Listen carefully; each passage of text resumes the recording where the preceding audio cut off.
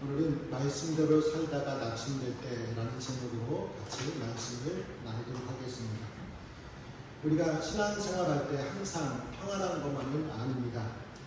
교회의 안팎의 문제로 어려움을 겪을 때가 종종 있습니다. 그런데 어려움을 겪는 것은 우리만의 문제가 아니었습니다. 초대교회에서부터 지금까지 어려움을 겪어왔습니다. 사도 바울은 이곳저곳을 다니면서 복음을 전할 때 악인들의 부당한 공격을 받기도 하였습니다. 바울이 개척한 데살로니가 교회도 주님의 재림을 핑계로 게으르고 무절제하게 하는 구성원들 때문에 어려움을 겪었습니다. 그러나 이러한 어려움은 복음 전파와 선한 삶을 포기할 이유가 되지 못합니다.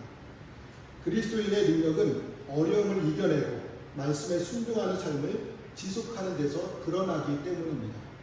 그렇다면 우리가 말씀대로 살다가 낙심될 때 어떻게 해야지만 이겨낼 수 있을까요? 첫째로 더욱 서로 기도함으로 이겨낼 수 있습니다. 우리 1절과 5절 말씀을 다시 한번 읽어보겠습니다.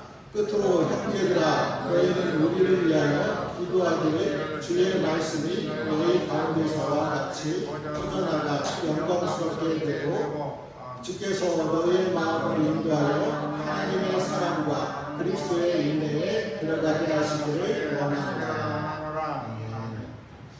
바울은 자신과 일행이 부당하고 악한 사람들에게서 벗어나도록 데살로니가 교인들에게 기도를 요청하고 있습니다. 그러면서 바울도 동시에 데살로니가 교인들이 하나님의 사랑과 그리스도의 인내에 들어가기를 바란다고 기도하였습니다. 이렇게 바울 일행과 교인들은 사명을 감당하기 위해 서로 기도 제목을 나누며 기도해 주었습니다. 오늘 우리도 기도의 제목을 나누며 더욱 서로 기도해 주어야 합니다. 그만큼 우리에게 서로의 기도가 필요합니다. 물론 개인적으로 기도하며 신앙생활 할 수도 있습니다. 그러나 서로 기도해 주면 그만큼 응답도 빨리 오고 능력도 커지게 됩니다. 기도는 하나님의 은혜가 우리에게 임하는 통로이죠. 더 나아가 중보 기도는 은혜를 상대방에게 임하게 하며 그 역사하는 힘이 큽니다. 야고보 사도는 성도들에게 병낫기를 위하여 서로 기도하라고 하면서 의인의 간구는 역사하는 힘이 많다고 하였습니다. 실제로 아브라함은 소돔을 위하여 중보 기도할 때 조카 롯을 구원할 수 있었습니다. 바울은 이러한 중보 기도의 힘을 알고 있었습니다. 그래서 성도들에게 여러 교인들을 위하여 구하라고 하면서 자신도 성도들을 위해 기도하겠다고 다짐하였습니다. 종교개혁자 마틴 루터는 남을 위해 드리는 중보 기도는 우리를 파멸시키는 이기주의의 속임에서부터 우리를 정화시켜 줄 수 있다라고 말했습니다. 또 기도의 대가 에즈라 바운즈는 중보 기도에 대하여 이기심을 버리고 다른 사람의 필요에 집중하는 이타적인 행위로서 고귀한 영혼, 순결하고 고상한 동기, 그리고 신성한 가치에 대한 믿음을 필요로 하는 숭고한 정신적 활동이다 라고 말했습니다. 그러니까 믿음의 거장들이 중보 기도에 대하여 어려운 마음을 표현하였지만 그만큼 중보 기도는 서로를 위해 좋다는 것이죠. 혹시 여러분 중에 부끄러움이 많아서 이웃 사랑을 실천하지 못하는 분들이 계십니까? 중보 기도를 하시면 됩니다. 서로를 위해 기도할 때 주님의 사랑을 실천하는 것이 되기 때문입니다. 이처럼 성도 간에 기도하는 것은 큰 유익이 있습니다. 그래서 우리는 서로를 위해 기도해 주어야 합니다. 옆에 있는 형제, 자매의 기도 제목에 관심을 갖고 기도해 주어야 합니다. 또 나를 위해서도 다른 형제, 자매에게 기도를 부탁해야 합니다. 중보 기도는 하나님의 역사의 힘이 크기 때문입니다. 그렇다면 우리가 서로를 위해 기도해 주어야 하는 근본적인 이유는 무엇일까요? 바울이 5절에서 주께서 너희의 마음을 인도하여 하나님의 사랑과 그리스도의 인내에 들어가게 하시기를 원하노라 라고 말했습니다. 그러니까 바울이 기도하는 것처럼 성도들이 하나님의 사랑과 그리스도의 인내에 들어가기를 원하기 때문에 바울은 교인들 위해서 기도해 준 거죠. 그러면 하나님의 사랑과 그리스도의 인내에 들어간다는 것이 무슨 뜻일까요? 우리가 가지고 있는 개역 개정 번역으로 된 성경을 읽을 때는 잘 이해가 되지 않지만 새 번역으로 읽으면 이해가 쉬울 수 있습니다. 우리 새 번역 성경으로 다시 한번 읽어보겠습니다. 주님께서 여러분의 마음을 인도하셔서 여러분이 하나님께서 사랑하시는 것과 같이 사랑하고 그리스도께서 인내하시는 것과 같이 인내하기를 바랍니다. 그러니까 우리가 하나님께 사랑받는 것 같이 서로 사랑하고 그리스도께서 인내하는 것처럼 인내하는 것이 이 땅에서 사는 성도들의 궁극적인 목표입니다. 바로 하나님의 형상을 회복하는 것이 우리 성도들의 목표라는 것입니다. 그래서 사도 바울은 에베소서 5장 1절에서 그러므로 여러분은 사랑을 받은 자녀답게 하나님을 본받는 사람들이 되십시오라고 말했습니다. 또 에베소서 4장 13절부터 15절에서는 온전한 사람이 되어서 그리스도의 충만하심의 경지에까지 다다르고 우리는 사랑으로 진리를 말하고 살면서 모든 면에서 자라나서 머리가 되시는 그리스도에게까지 다다라야 합니다라고 말했습니다. 또한 바울은 하나님이 우리를 선택하신 목적은 곧 예수님의 형상을 본받는 것이다 라고 말하였습니다. 이처럼 우리가 닮아가야 할 그 형상을 한마디로 표현한 것이 하나님의 사랑과 그리스도의 인내입니다. 그래서 사도 요한은 하나님의 사랑을 본받아 서로 사랑하라고 외쳤습니다. 사도 베드로도 예수께서 고난 중에 인내하신 것은 우리에게 본을 끼쳐 그 자체를 따라오게 하려고 하신 것이다 라고 계속해서 그리스도의 인내를 강조하였습니다. 이외에도 성경 어디서를 보나 사랑과 인내가 성도의 최고의 목표라고 가르쳐주고 있습니다. 우리의 내면이 하나님의 형상을 닮으려면 하나님과 친밀한 교제를 해야 합니다. 우리가 하나님의 친밀한 교제를 할 때 하나님을 기쁘시게 할 수 있습니다. 우리는 무엇보다도 우리의 마음을 지키고 가꾸어야 합니다. 그런데 우리의 마음을 인도하시는 분은 누구십니까? 바로 하나님이십니다. 우리는 성도의 최고의 목표를 이루기 위하여 하나님과 교제하며 하나님을 닮으며 하나님의 능력을 힘입어야 합니다. 하나님과 친밀한 교제를 할 때 하나님의 사랑과 그리스도의 인내를 담게 됩니다. 하나님과 친밀한 교제를 하지 않는데 어떻게 하나님을 닮을 수 있겠습니까? 하나님과 친밀한 교제를 통해 하나님의 사랑과 그리스도의 인내를 닮아갈 수 있기를 축복합니다. 우리는 서로 하나님의 사랑과 그리스도의 인내를 닮을 수 있도록 기도해 주어야 합니다. 기도해 줄 때 하나님의 사랑과 그리스도의 인내로 부당하고 악한 사람들을 만나거나 고통스러운 현실을 부딪힐 때 감당할 수 있습니다. 낙심될 때 사랑과 인내를 이겨낼 수 있도록 서로 기도해 주시기를 바랍니다. 둘째로 더욱 본을 보이는 삶이 될 때 이겨낼 수 있습니다. 8절과 9절 말씀을 읽어보겠습니다. 누구에게서든지 음식을 값없이 먹지 않고 오직 수고하고 애써 주야로 일하면 너희 아무에게도 해를 끼치지 아니하려 하니 우리에게 권리가 없는 것이 아니요 오직 스스로 너에게 본을 보여 우리를 본받게 하려 함이니라. 아멘. 바울은 선교를 감당할 때 자비량으로 감당하였습니다. 자비량 선교는 스스로 돈을 벌어서 선교하는 것을 말합니다.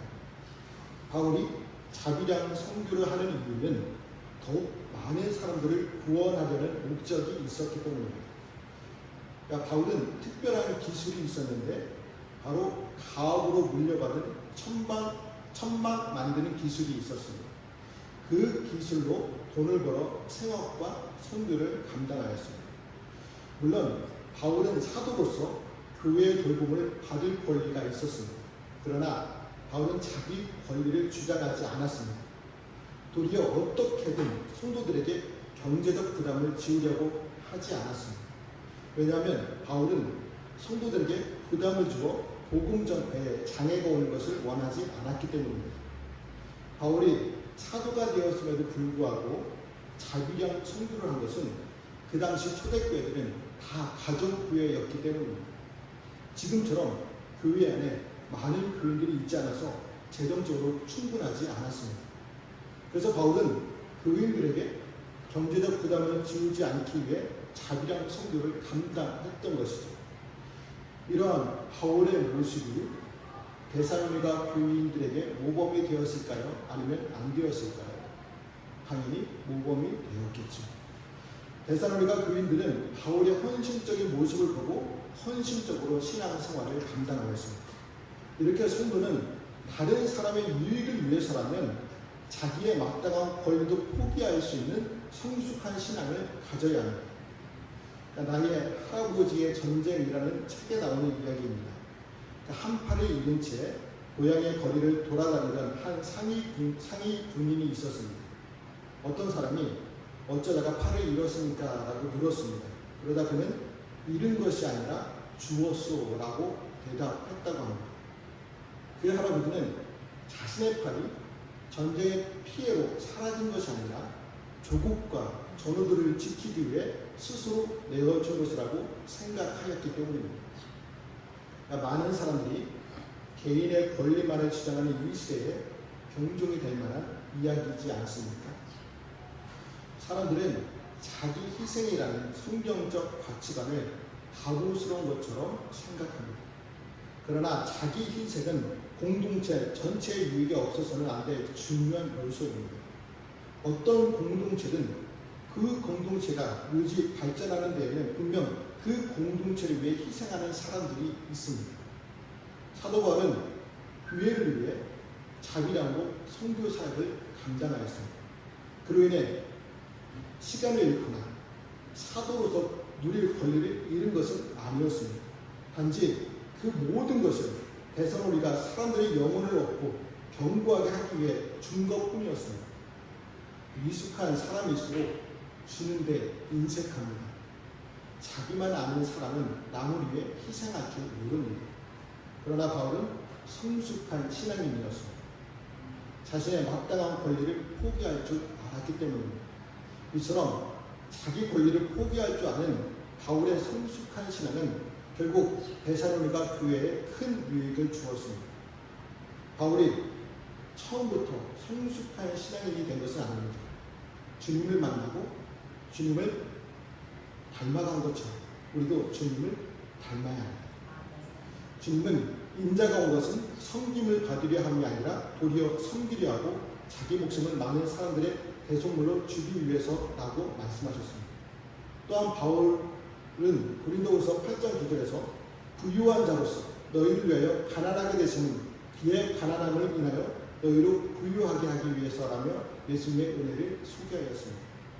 예수님은 우리의 유익을 위해서 하나님과 동등된 분이시지만 동등됨을 당연하게 여기지 않으시고 자신을 비우고 낮추셨습니다. 한 알의 밀이 땅에 떨어져 죽으면 많은 열매를 맺듯이 우리가 우리의 권리를 포기하면 더 많은 영적 유익이 생깁니다. 우리는 공동체의 유익을 위해서라면 자기 권리도 포기할 줄 알아야 합니다. 자기 권리를 포기할 때 선을 행하다가 낙심하지 않을 수 있습니다. 바울이 교회 공동체 유익을 위해 정당한 권리를 포기했을 때 괜히 했다라고 낙심하지 않았습니다. 자기 희생을 통해 더 많은 영혼을 얻을 수 있다고 믿었기 때문입니다. 우리도 선을 행하다가 낙심될 만한 일이 생길 때 괜히 했다라는 마음보다는 하나님께서 맺히게 하실 열매를 바라보며 더욱 본을 보이시는 성도들이 되시기를 축복합니다. 셋째로 선을 행하다가 낙심하지 말아야 합니다. 우리 13절 말씀을 다시 한번 읽어보겠습니다. 형제들아 너희는 선을 행하다가 낙심하지 말라. 데살로니가 교회 안에는 이단들의 잘못된 가르침 때문에 아무 일도 하지 않고 놀고 먹는 교인들이 생기게 되었습니다. 그래서 교회의 질서를 어지럽혔습니다. 그들은 게으르고 무질서하게 행동했으며 자기 손으로 일하지 않고 남의 것을 기대어 살았습니다. 교회에서 기도하면서 종말을 기다렸습니다. 그래서 이들의 행동은 교회 전체에 영향을 끼쳤고 복음의 가치를 훼손시켰습니다. 이런 사람들이 있는 교회에 어느 누가 전도되어 오겠습니까? 어느 누가 이런 사람들이 전하는 복음을 듣고 회심하겠습니까? 아주 특별한 경우를 제외하고는 오지 않습니다. 데살로니가 성도들은 이런 교인들로 인해 많은 영향을 받았습니다.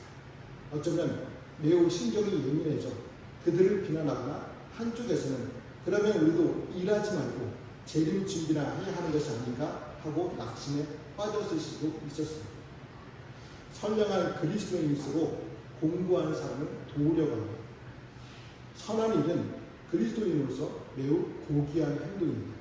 그러나 정작 도움을 받는 이의 자세와 태도가 좋지 않을 때 도움을 주려던 사람들이 역으로 공경을 겪게 됩니다.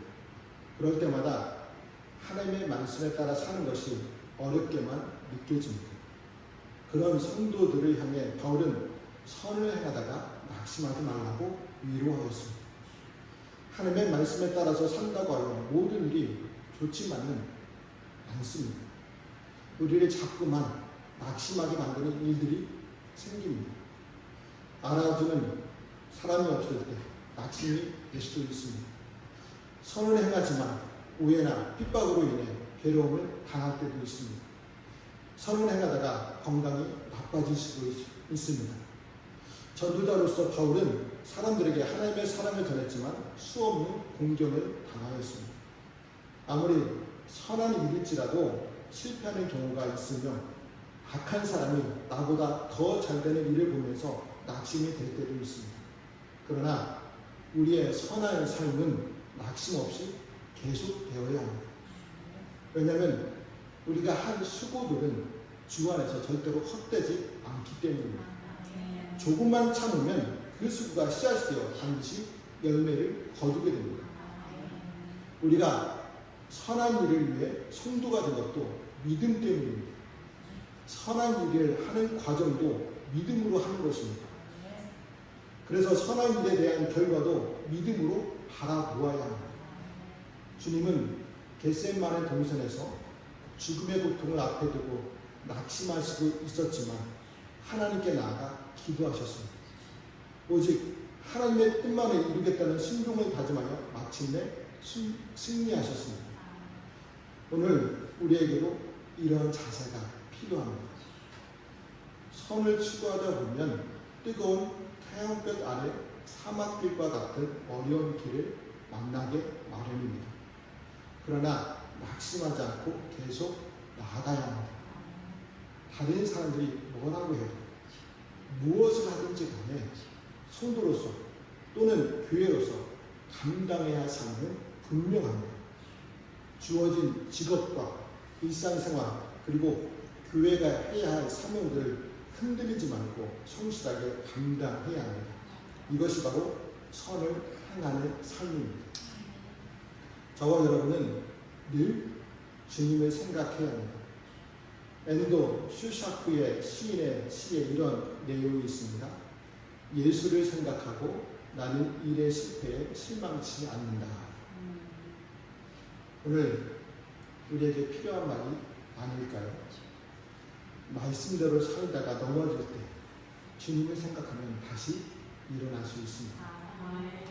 다시 한번 13절 말씀을 다 함께 읽어보고 말씀을 마치겠습니다. 형제들아